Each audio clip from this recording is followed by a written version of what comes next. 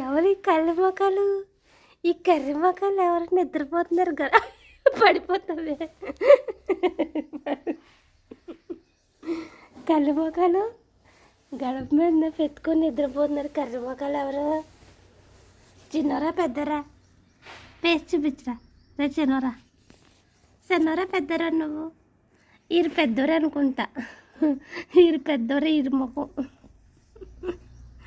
అమ్మో, ఆడినంతసేపు ఆడతాయి, నిద్ర వస్తే మాత్రం ఎట్లా నిద్రపోతున్నాయి చూసారా?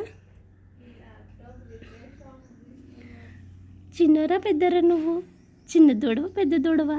చిన్న దూడ పెద్ద దూడ? చిన్న దూడ